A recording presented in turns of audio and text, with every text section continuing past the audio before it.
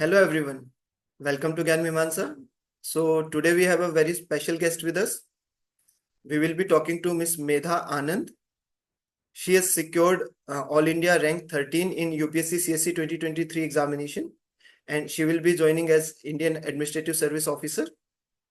Before this, in 2019, she has already cracked this exam with All India rank of 311, and she was selected as IRTS in that year, and she has been working at the post since then.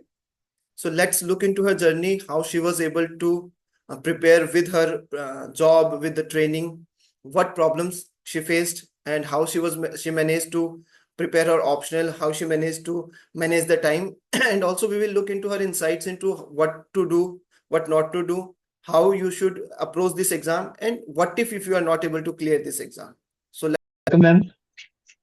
So, Thank first you. of all, congratulations on the achieving AIR 13. So, Thank you so much.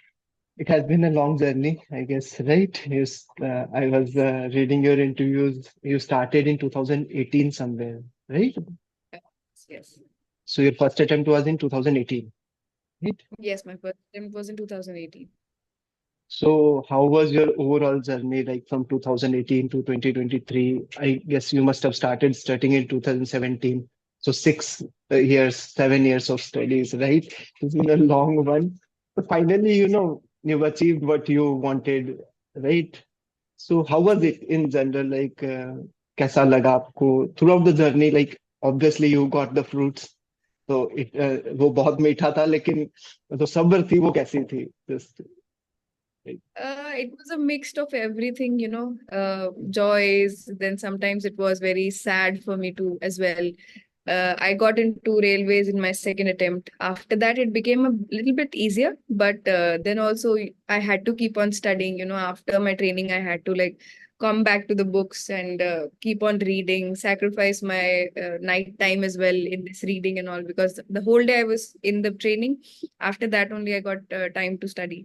And apart from that, you have to like sacrifice small bits of sacrifices that you have to do on daily basis, kind of. But then grateful to yeah. God, thankful to God that finally things have ended well. Yeah, so every sacrifice was worth it now, right? So Absolutely. when you look back to the this whole journey, तो अब लगता है कि हाँ, whatever you did, whatever sacrifices you had to make, now everything is right, fine. So I was reading one of your interviews, like you have said that it was your mother's dream, right? She's Yeah. in bank, and it was like, how did she came to this, and how did you get to know about all this, right? So what was the Yes, whole journey before 2017? How was it? Sorry. Yeah. no worries. My parents had given this examination during their prime youth, Okay. and Okay. since they had some like compelling home issues with both of them, so they had to leave the prep and get a job and like start earning and all. So for me, that was not the case because they were earning, so I was like chilled out in Yeah, that you were sense. yes. No worries, ki, okay, I can not earn and still I can manage my daily chores and everything. So that's how I knew about it, because my parents, like in those times, they had cleared their prelims examination. So for Yeah. mains, they were not prepared. So my father used to tell me that, see, we were Hindi medium people. So for Yeah. us, writing was difficult. You can always utilize that you have been taught in an English medium Mhm. school, and also you'll be able to utilize it really well. So that time I didn't really understand the depth of what he was saying. But he told me that the Bipin Chandra that we are reading, right? So Yeah, he yeah. read it in first, modern Okay. history. Okay. Then Okay. he wrote, like in the English book, he had to write down the meanings of the words. कि इसका ये Yeah. मतलब है. That's how I came Uh, to know कि history कैसे थी. So and for me, English कितनी important थी. Yeah. true, absolutely. Yeah. So that's how. So yeah, so your journey somehow started during your schooling age only because they already had that mindset, and you were also interested because you knew the importance of this thing, right?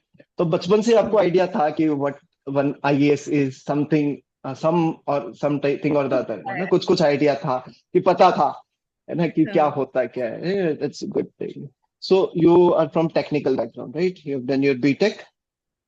yes, तो फिर civil engineering. आपने civil engineering तो आपने sociology जैसे choose किया, right? So what was the basic thought process in choosing sociology as optional? See, any engineering subject is too vast and too wide. It requires a lot of effort, and उसके बाद भी marks आए और नहीं वो guarantee नहीं है. Hmm. So thankfully, I always mention I have some really good seniors, college seniors. So he said that don't take this to your heart कि मुझे तो civil engineering ही लेना है or something. You just start with a subject which sails you through this examination. And I found it a good suggestion, and I read sociology. That time I was given the option of sociology and geography. सो वो होता है ना कि हम तो engineers हैं, rational rational चीजें लेते हैं, तो we'll take geography. Geography, but yeah. then I thought let's go for sociology because it had topics which were of interest to me, like women, caste, all these things were like really something which were there around me, but then I had not thought about them in a manner which sociology made me think. So I thought let's go for it. Yeah, I also read about ki you want to work in the field of women, like you uplifting women, right? That is also, I guess, one of the things that is in your mind. Like, so how it came? Like, is it that sociology, reading sociology gave you this, or it was other way around? कि आपके पहले mind में था कि आप you will work for women and then you took sociology, या फिर sociology पढ़ने के बाद थोड़ा ज्यादा impact हुआ उस चीज का? पहले से था, but see my depth of understanding increased by reading sociology. पहले मुझे लगता था कि कुछ बेसिक मेजर्स हैं, अगर हम ले लेंगे तो women will be empowered. But sociology से समझ में आया कि नहीं नहीं, ऐसा नहीं होगा. There are some cultural aspects, कुछ आपको सोशियो कल्चरल इन्वायरमेंट को भी देखना पड़ेगा. मतलब ऐसा नहीं है कि if I tell a woman कि नहीं from tomorrow you have to start earning, तो suddenly she will get that confidence and she will get the willpower कि नहीं नहीं अब तो मैं इंडिपेंडेंट हो जाऊंगी. तो that's what sociology told me कि भाई सी देर आर सोशल स्ट्रक्चर्स, एक फैमिली में कैसे रेस किया गया है.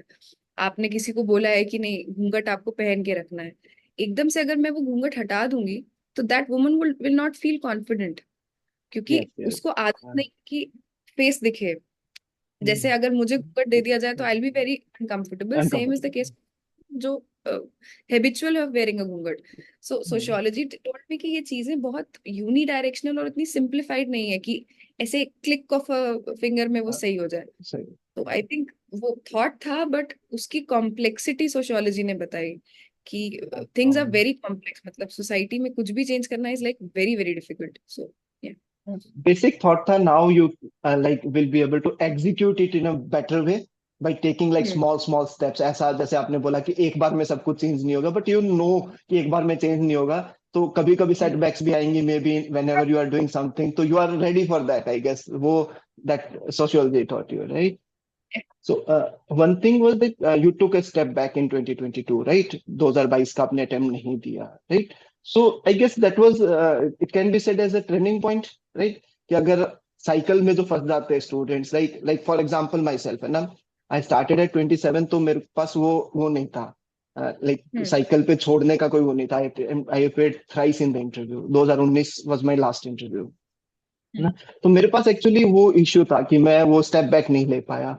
सो like students are starting early, तो आप क्या उनको सजेशन दोगे कि अगर मल्टीपल टाइम्स उनसे कोई एक स्पेसिफिक स्टेज पे आके वो रुक रहे हैं, चलो प्रीलिम्स पे जो स्टूडेंट्स हर बार रुक रहा है उसका तो नहीं, लेकिन अगर कोई मेंस में हर बार रुक रहा है या इंटरव्यू में हर बार रुक रहा है, तो how did this step help you? 2022 का आपने जो स्टेप बैक लिया, तो how did it help you specifically?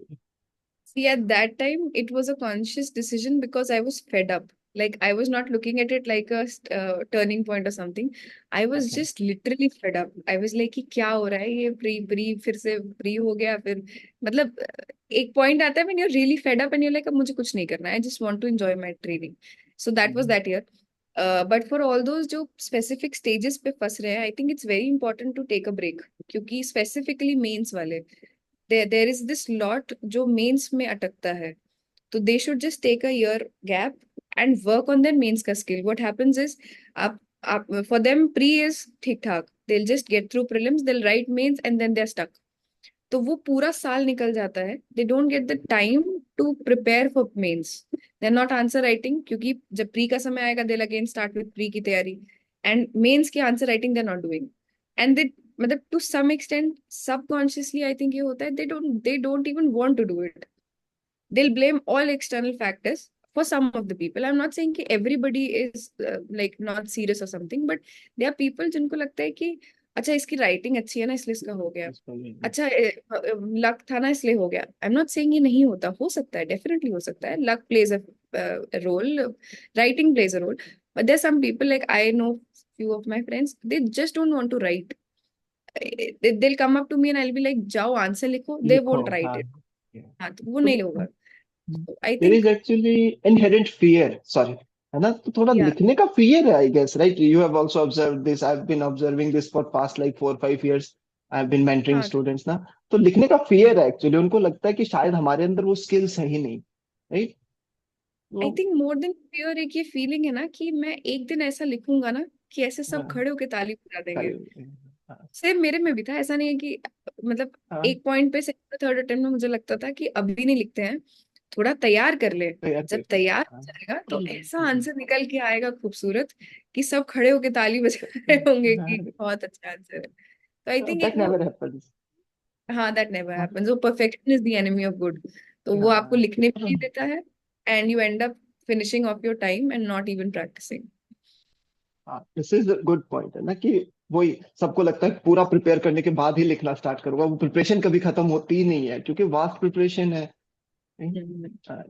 So from 2019 to 23, right? You have scored 100 marks more, right? आपका सेट 2019 में 774 था, मींस में इट इज 875, राइट? सो आपका लाइक स्पेसिफिक प्रिपरेशन कोई ऐसा था जैसे 2019 में आपने किसी पर्टिकुलर सब्जेक्ट में कम स्कोर किया हो जिसको अपने टारगेट लेके प्रिपरेशन ज्यादा फोकस किया हो? एक तो सर ऑप्शनल था. 2019 में आई हैड स्कोर 246, 20 में I had score somewhere around 260. तो यही अगर इस बार 310 हो गया तो सीधे 40-50 मार्क्स का जंप वहां मिल गया. और ऑप्शनल में मतलब मुझे हमेशा लगता है कि ऑप्शनल के अलावा जितने जीएस हैं सब में एक बेसिक स्कोर सब में होना चाहिए, और कोई एक या दो आपके निखर के आ जाएं तो वो बात बन जाती है. तो समहाउ वो काम किया, और एक डिसेंट स्कोर सब में आने की वजह से, और प्लस जीएस 2 में और जीएस 4 जीएस में अच्छे 4 में स्पाइक. फर्स्ट, एथिक्स में यू तो गॉट वो 140, right? Yes. So like was there any specific strategy for ethics, या फिर एथिक्स मतलब कि जैसे नॉर्मल आपने पढ़ाई की, you are already good with examples and things and you did, and या फिर आपने कोई स्पेसिफिक प्रिपरेशन एथिक्स को टारगेट करके किया? See, one I added was कि Indian mythologies के I will add examples. I've been quoting this for a very long time now कि जैसे वो शबरी के बेर is dedication okay, to work. कि ओके. वो उनका काम था कि मैं इनको अच्छे बेर दूंगी तो she would bite it and then give it to her. So this is a good, somewhere I read it कि it is a good example of dedication to work. Dedication. हाँ, होता है कि एक मोनोटोनस आंसर में अचानक से examiner read Shabari के पेर एज डेडिकेशन टू वर्क, तो एक अंदर से खुशी होती है कि oh nice, good good point, वो एक फील आ जाती है, वो वाइब भी आ जाती है. So I added these kind of examples जो जिससे मैं मतलब कंफर्टेबल थी. I was more comfortable with Ramayan than Mahabharat, so I would use examples of Ramayan. Different different examples, वो तो इतने सारे मतलब स्टोरीज हैं छोटे छोटे, आप उसको कहीं भी वीव कर सकते हैं. Second, I had prepared case studies के लिए एक प्रोफॉर्मा पहले से कि आई would use case like cases of GS 2, or I would use SDG, or I would use some article in the introduction itself. तो उससे क्या होगा कि एक मोनोटनी ब्रेक हो जाती है. What happens is, मतलब इससे पहले जो मैं कर रही थी, I had scored well in 2019 also in ethics, but then next year वो एक एवरेज स्कोर पे आ गया था. तो आई रियलाइज कि हम लोग स्टेक होल्डर लिखने लगते हैं, जैसी केस स्टडी मिलती है हम लोग वो रेक्टेंगल बना के society, the employee, the employer, and you know जो भी वो छह विमेन के एंड छह क्वेश्चन में ह्यूमन. कॉमन हो जाती है एक्चुअली, वो बहुत 6 के 6 क्वेश्चन में स्टेक होल्डर तो सेम ही रहेंगे, ऑलमोस्ट 4 5 स्टेक होल्डर सेम होते हैं, right? So doesn't make much sense to quote in every question. और समहाउ स्टेक होल्डर्स नहीं भी पूछे हैं तो भी हर कोई वो लिख मतलब देता स्टेक होल्डर का बता रहा है कि स्टेक होल्डर इसमें आप समझिए, एग्जामिनर को समझा रहे हैं कि आप समझिए इसके स्टेक होल्डर्स क्या है, वेरी इंपॉर्टेंट है. है. तो आई थॉट कि दिस इज समथिंग जो बहुत मोनोटोनस है, let's not do it. Maybe एक में I would use this stakeholder वाली अप्रोच जहां और कुछ नहीं हो रहा है, बाकी में I would use some kind of a case, cum some article, कोई कन्वेंशन जो हुई हो, जैसे अगर LGBTQ के राइट्स हैं तो कोई कन्वेंशन हुई हो तो उसमें आप मेंशन कर दीजिए. थोड़ा सा एक वैल्यू एडिशन और एक मोनोटनी से ब्रेक हो जाएगा.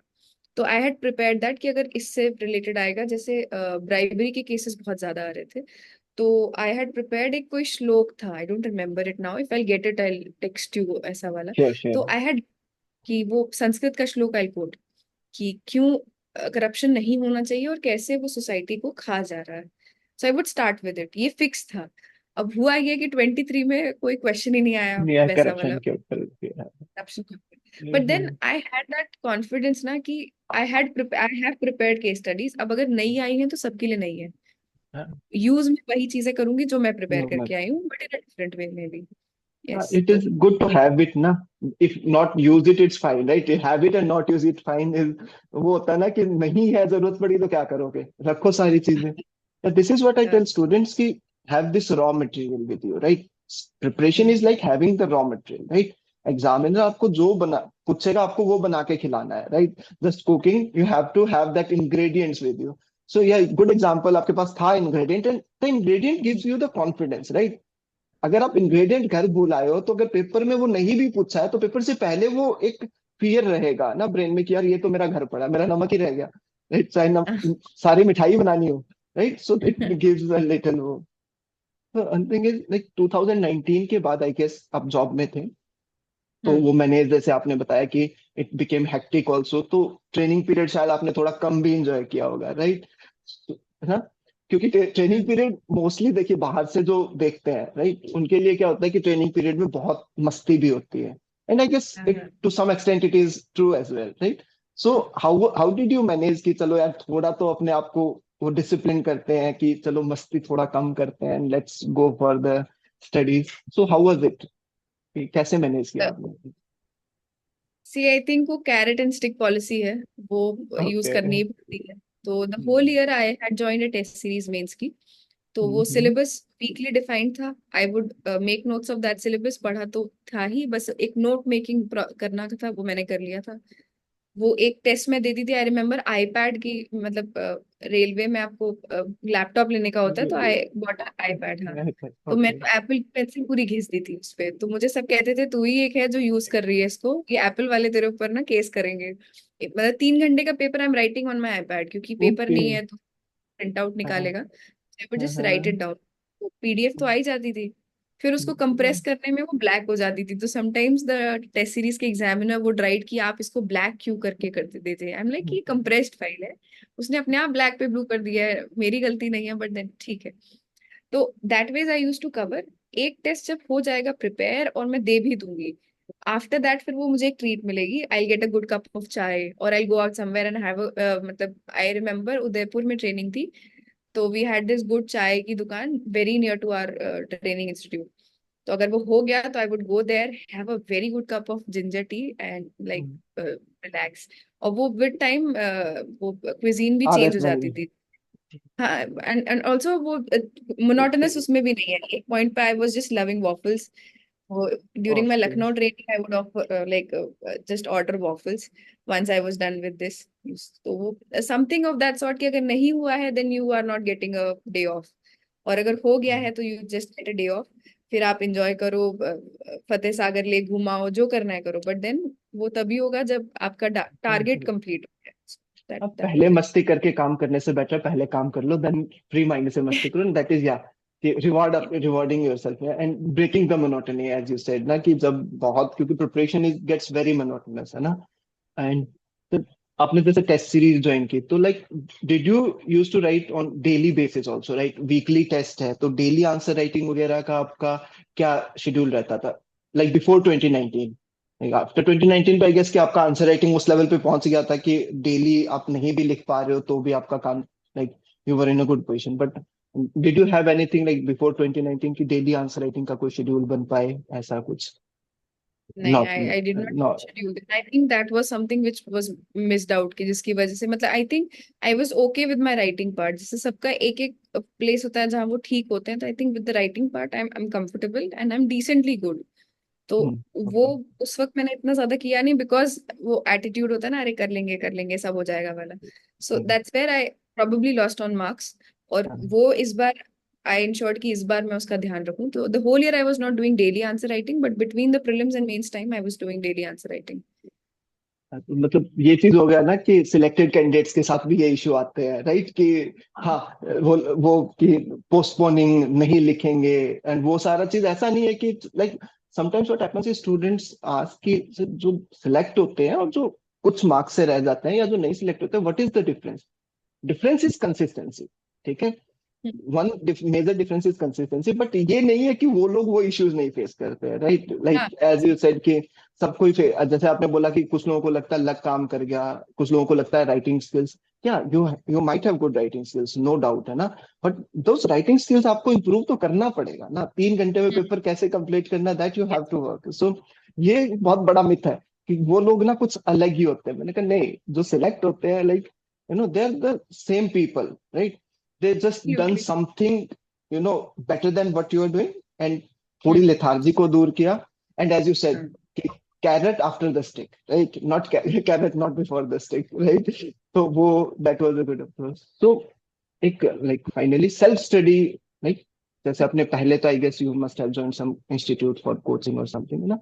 After that like 2019 के बाद तो self study and test series. So like coaching institute पे जाने में और सेल्फ स्टडी से प्रिपेयर करने में what difference was there that you found? See I think coaching एक बेस आपका बना सकता है, आपको बता सकता है कि केशवानंद भारती तक क्या हुआ, या मतलब बेसिक स्ट्रक्चर क्या है, क्या वो कहीं लिखा है, वो कुछ बेसिक्स वो क्लियर कर देते हैं सिंपली। बट अगर आप नहीं ज्वाइन करना चाहते, आप उसी किताब को 3-4 बार एक्स्ट्रा आपको पढ़ना पड़ेगा, बट डेफिनेटली आपको वो चीजें आसान लगनी शुरू हो जाएंगी। मुझे लगता है इसमें बेसिक बुक्स पे फोकस करना बहुत जरूरी है। मोस्टली हम लोग क्या करते हैं कि हम कुछ शॉर्टकट निकालने लगते हैं कि मैंने कोचिंग का मटेरियल उठा लिया और बस मैं वो पढ़ूंगा और उससे हो जाएगा। बट मेरा ये कहना है कि बेसिक बुक्स पे फोकस कभी आप नहीं भूलेंगे तो कभी लॉस में नहीं रहेंगे। अगर लक्ष्मीकांत है, और इवन अभी भी ऐसा होता है कि अभी जो लास्ट मैंने लक्ष्मीकांत पढ़ी इंटरव्यू से पहले, उसमें मुझे एक नया पॉइंट मिल गया ना। लाइक मैं इतने साल से तैयारी कर रही हूँ, मुझे अभी तक ये बात नहीं पता थी, ये इतनी सिंपल बात थी। बट प्रोबेबली वो एक एवोल्यूशनरी प्रोसेस है। जब आप बेसिक समझ जाते हैं, फिर थोड़ा सा और आप रीडिंग बिटवीन द लाइंस, फिर थोड़ा सा और थोड़ा सा और, तो वो स्टैक ऑन होता रहता है। तो एक पॉइंट पे आपको जाके वो जैसे बुद्ध को प्राप्त हुआ था जब वो धर्म मतलब धरती छू लेते हैं। तो लाइब्रेरी में मैं किया करती थी, जैसे कुछ बहुत ऐसा अमेजिंग मुझे समझ में आया तो मैं धरती छू लेती थी। तो मेरे फ्रेंड्स बोलते क्या हुआ क्या हुआ, लाइक ये मुझे अभी तक नहीं पता थी, ये कितनी बढ़िया बात लिखी है इस किताब में। और हर रीडिंग में वो होता है, आई डोंट नो कैसे होता है, सेम बुक है सेम मटेरियल है, दिमाग अपने न्यूरॉन्स एक्टिवेट करता है। तो सेल्फ स्टडी इसीलिए आई थिंक इम्पोर्टेंट है। जितना समय आप अपनी किताब को दे रहे हैं, किताब के साथ जो बिताया हुआ समय है, वो डेफिनेटली आपकी नॉलेज में ऐड ऑन करेगा। अगर आपको कुछ समझ में नहीं आ रहा पर्टिकुलर टॉपिक, इतनी यूट्यूब वीडियोस है, उसको सुन के आप अपने उस डाउट को क्लियर कर सकते हैं। अगर आपको लगता है कि कोरम नहीं समझ में आ रहा है, तो आप एक यूट्यूब वीडियो देख लीजिए। एक नया ट्रेंड जो मुझे लगता है आजकल शुरू हो गया है, वो ईयरफोन लगा के एक लेक्चर चला देना और उसके नोट्स बताते रहना। मुझे इस ट्रेंड से थोड़ी सी प्रॉब्लम है, क्योंकि आपने बिल्कुल क्रिटिकल थिंकिंग करना बंद कर दिया है। आप न्यूज़पेपर के एडिटोरियल तक नहीं पढ़ रहे हैं खुद से, उसको भी डेलीगेट कर दिया है कि तुम मुझे पढ़ के सुनाओ पढ़ के सुनाता वीडियो। हूँ, yes, हाँ, yeah. पढ़ के सुना दो, समझा दो क्या था। इससे प्रॉब्लम ये होती है कि फिर जब आप पैसेज करते हैं सीसैट के, तो आप बहुत ज्यादा समझ नहीं पाते हैं, क्योंकि आपको पढ़ने की आदत ही नहीं रही। आपको आदत है कि कान में ईयरफोन लगाया और सुनने लगे। और मोस्टली उसमें मेरा दिमाग कहीं और मतलब वॉन्डर कर जाता था, फिर मैं भूल जाती थी कि वो क्या हुआ। जबकि बुक में अगर आपको कोई एक लाइन नहीं समझ में आई, आप 6 बार उसी लाइन पे एकदम अटक जाएंगे, अब आप आगे ही नहीं बढ़ पा रहे हैं, वो वहीं पॉज हो जाता है। तो नाउ यू नो कि मैं आधे घंटे से इसी लाइन पे अटकी हुई हूँ, बिकॉज मैं कुछ और सोचने लग गई और वो लाइन वैसी की वैसी रह गई। तो आई थिंक वो ऑनलाइन वीडियोस में नहीं हो पाता है। नहीं, तो लाइक वो कम बैक करना पड़ेगा आपको नेक्स्ट सेंटेंस पढ़ने के लिए, वहां आपको आना पड़ेगा। You can not be wandering anywhere and then, है ना? वो there is one famous saying ना, every time I read this book ना, I get to know something else, so I wonder if the book has change और have I, है ना? वही वाली बात हाँ जैसे आपने बोला कि वो पता नहीं, तो बुक तो चेंज नहीं हो रही है, right? We are changing, that we have evolve to certain level. हम उस बुक को बार बार पढ़ेंगे। तो जैसे लक्ष्मीकांत है, as you said, recently I was framing prelims question ना, तो वन थिंग, कोई टॉपिक था, I was so amazed as you said ना कि अच्छा ये था, right? And I never knew about it. Like I have read Laxmikanth like 70 times mostly, right? 5 attempt दिए, उसके बाद 5-4 साल से I have been framing questions and everything. I have read it more then 70 time. मैं हर 3 साल के बाद मेरे को लक्ष्मीकांत नई लेनी पड़ती है, क्योंकि वो पूरी कलर्ड और वो पेंसिल मार्क एंड एवरीथिंग हो जाता है, right? So this is a good thing कि बुक रीडिंग इज मस्ट, है ना? बच्चे क्या करते हैं, नोट्स, राइट? सो नोट्स उठा लिए। अभी एक और ट्रेंड है, जैसे आपने बोला ना, वीडियोस का ट्रेंड है। सेकंड है टॉपर्स के नोट्स उठा लो। लाइक टॉपर्स ने हम्म शॉर्टकट नोट्स बनाए, राइट? जैसे आपने अपने नोट्स बनाए होंगे, राइट? अब उस नोट्स को कोई बच्चा पढ़ के they can not get through, right? Similarly sociology है, right? There are many institutes जो नोट्स देते हैं, बट जब तक आप बेसिक बुक नहीं पढ़ोगे, until and unless you are like, I guess Harlambus is the book जहां से आपने भी पढ़, आपने आई गेस पढ़ा ही होगा डेफिनेटली, उसको 310। तो मुझे नहीं लगता कि एक कोई शॉर्ट बुक पढ़ के इतना स्कोर किया जा सकता है, right? So like finally what were the books that you used for sociology optional? क्योंकि मेरे काफी स्टूडेंट्स हैं जो सोशियोलॉजी से हैं, तो if you can give some like, जो पढ़नी ही होती है, kind of books sociology sir की। आई वुड से एक तो इग्नू के notes are very good.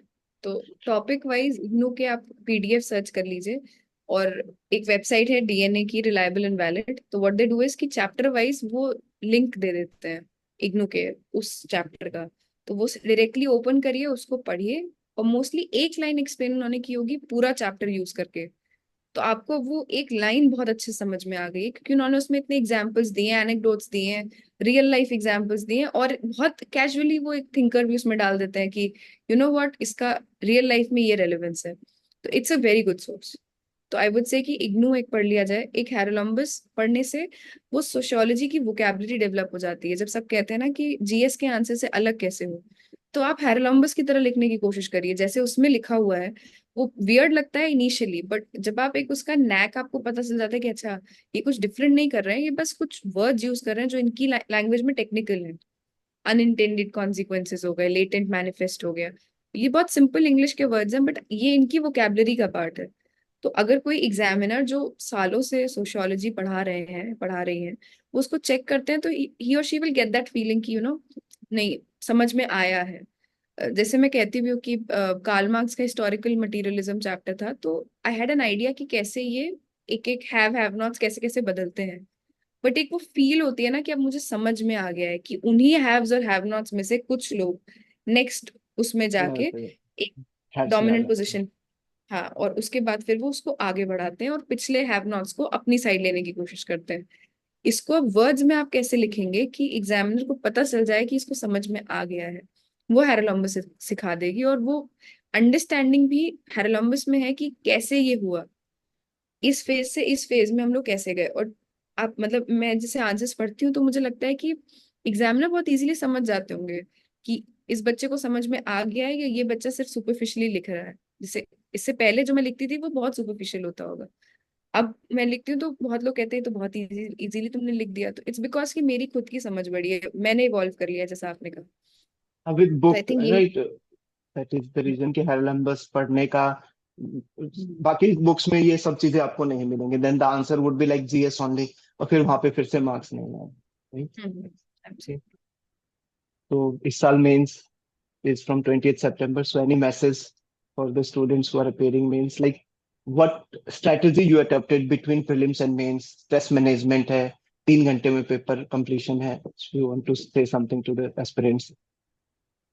Just right a lot of questions, मतलब आंसर्स खूब ज्यादा लिखिए, पीवाईक्यू सॉल्व कीजिए, आंसर्स लिखते चले जाइए। जितना आप प्रैक्टिस करेंगे उतना फायदा होगा। बहुत ज्यादा एनालाइज मत करिए, specially for people who have given it multiple number of times. होता ही है कि वो बहुत एनालाइज कर लेते हैं कि शायद मैं अगर पैरा में लिखूं तो मुझे ज्यादा मार्क्स आएंगे, मैं अगर पॉइंट्स में लिखूं, मैं अगर पेन चेंज कर लूं। ये बहुत ट्रिवियल चीजें हैं। आई थिंक ये आपके मार्क्स को अफेक्ट नहीं कर रही हैं। What is affecting is maybe the quality content, और either you are not writing the whole paper. उस पे फोकस करिए, वही कुछ बेसिक्स हैं, पूरे 20 क्वेश्चंस कीजिए, सारे को पूरा पूरा अटेम्प्ट कीजिए। डिमांड ऑफ द क्वेश्चन को सेटिस्फाई करिए, वो मत लिखिए जो आपको आता है, लिखिए वो जो पूछा गया है।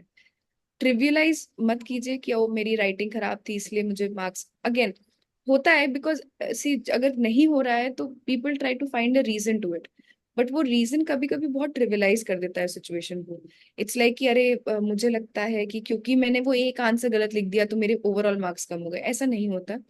अगर आपने किसी में अच्छा स्कोर किया है पहले, तो उसको ये मत सोचिए कि यहाँ 10 मार्क्स का और स्कोप है और मैं इसमें कुछ ऐसा कॉम्प्लेक्स खेल जाऊं कि वो 10 मार्क्स अचानक से राइज कर जाए।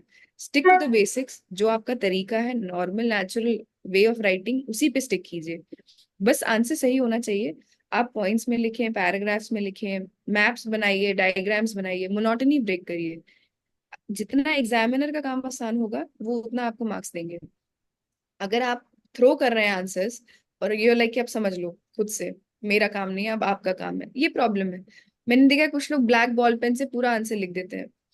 प्रॉब्लम पेन में नहीं है, प्रॉब्लम ये है कि ब्लैक पेन समहाउ उतना सूदिंग नहीं है। जब मैं पढ़ती हूँ तो मुझे एफर्ट लगता है, मुझे लगता है जैसे प्रिंट आउट है। अगर उसी की जगह एक ठीक ठाक पेन आप यूज कर रहे हैं जिसमें आपकी स्पीड भी आ रही है और वो प्रेजेंटेबल लग रहा है, एग्जामिनर के लिए आसान हो रहा है काम, उसकी आंखों पे स्ट्रेन नहीं पड़ रहे हैं। आप सोचिए कि वो एक बहुत बड़े इंसान है, मतलब उम्र वाइज, तो उनकी आंखों पे बिल्कुल स्ट्रेन नहीं पड़े, आराम से वो पढ़ पा रहे हैं। आप चीजें हाईलाइट कर दीजिए, बॉक्स बना के हेडिंग लिख दीजिए, तो उससे उनका काम आसान हो रहा है। आपने जितना उनका काम आसान किया वो आपको रिवॉर्ड करेंगे इन टर्म्स ऑफ मार्क्स।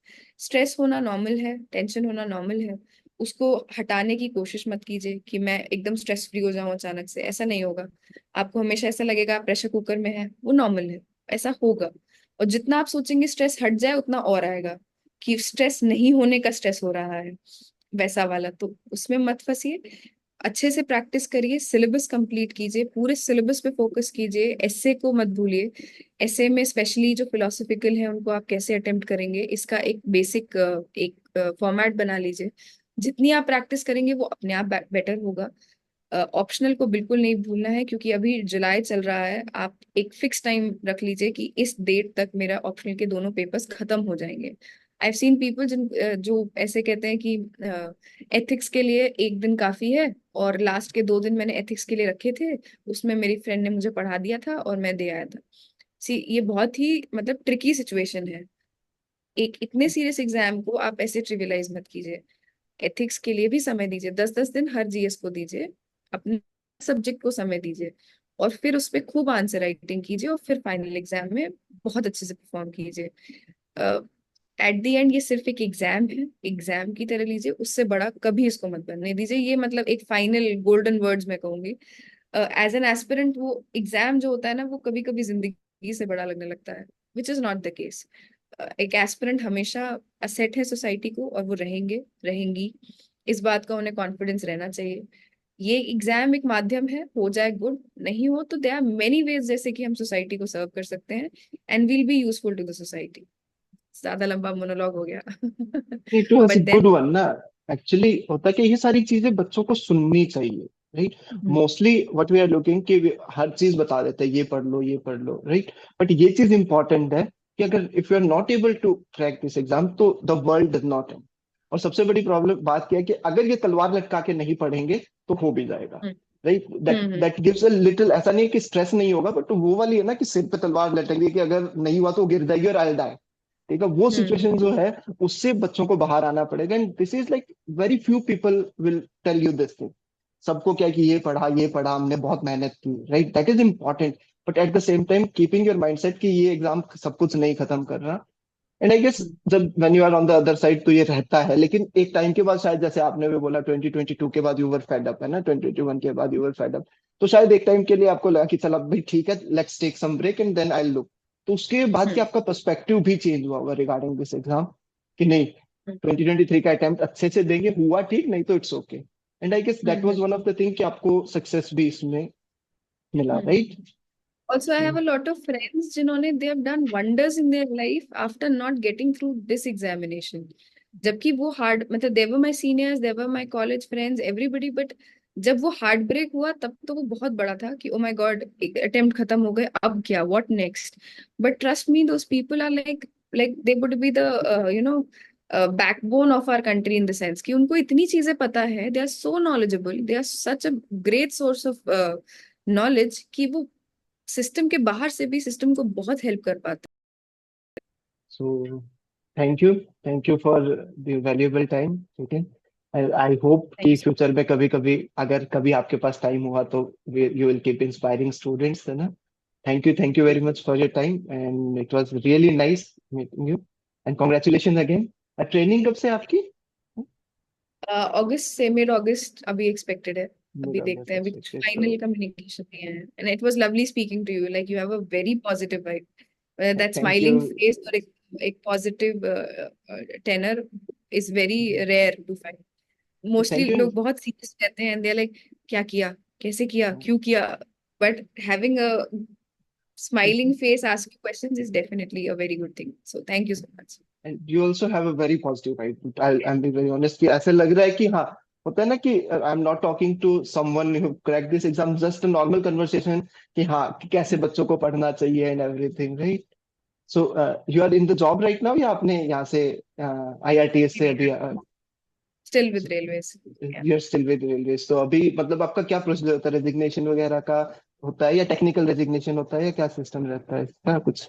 एक मेल की अभी हम लोग वेट कर रहे हैं. जैसे ही वो आ जाएगी तो वो ऑफिशियल डॉक्यूमेंट में आपको हर चीज कोट करनी होती है ना, कि letter number so and so में कहाँ गया. ओके ओके, तो उसके तो वो बेसिस मेल, पे. उसके बाद टेक्निकल रेजिग्नेशन होगा. ओके, या टेक्निकल रेजिग्नेशन नहीं होगा राइट, फ्रॉम शिफ्टिंग जॉब्स वाला जो रेजिग्नेशन होता है right. Yes, yes. Okay okay okay, thank you very much for your time. It was really really nice meeting you and have a great day Same here. and all the best for your future. Thank you.